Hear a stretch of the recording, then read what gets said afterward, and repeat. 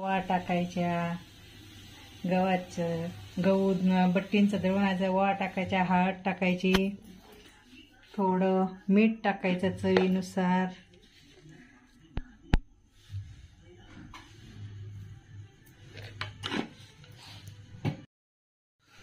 असं पाणी टाकून कणिक मिळून घेणे.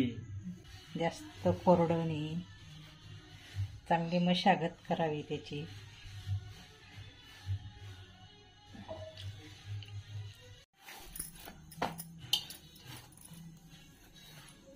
मळून घेणे मस्त पैकी. तेल लावून हा उंडा करून लाटून घ्यायचं मस्त बारीक.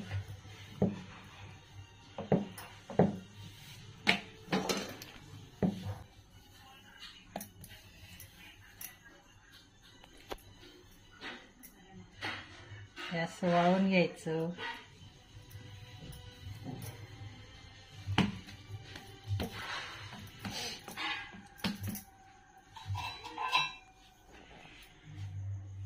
असं सुरीने कट करून घ्यायचं.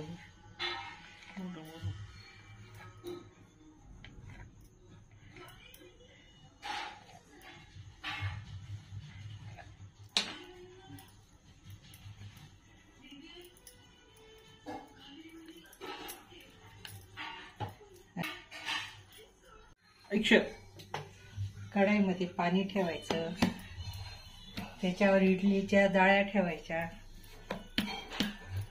जाळींना तेल लावून घेणे, कारण खाली बट्ट्या चिटकत नाही. तेल नाही लावलं तर बट्ट्या चिटकून जातात, भुगा भुगा होऊन जातो.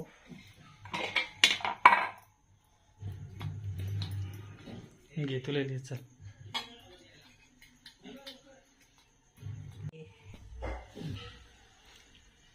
अशा बट्ट्या ठेवल्या एक एक डाळीमध्ये, वाफेवर ठेवून द्यायच्या. मग मस्त वाफून जाते.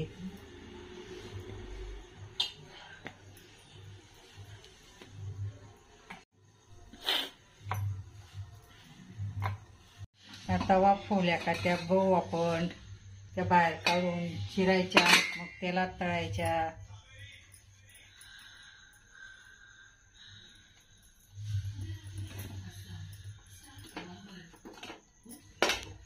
छान शिजल्या, मस्त मऊ शिजल्या.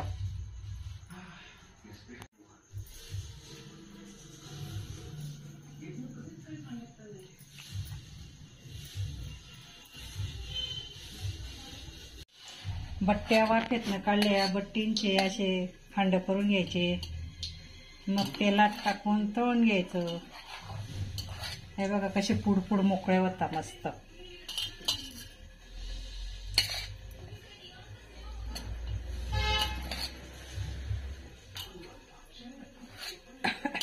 अशा तेलामध्ये टाकून मस्तपैकी परतून घ्यायच्या, लाल रक्तळून घ्यायच्या, त्यांना फ्राय करून घ्यायच्या. मस्त चवीदार खुसखुशीत लागतात.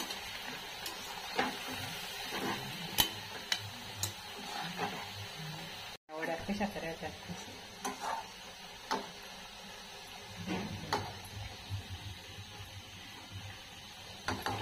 त्या उलट्या पलट्या करून घ्यायच्या, लाल करायच्या मस्त.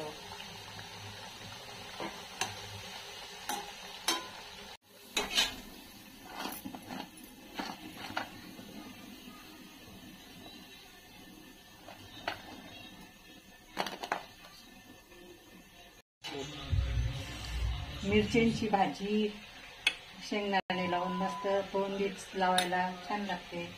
डाळ केली, डाळ बट्टी.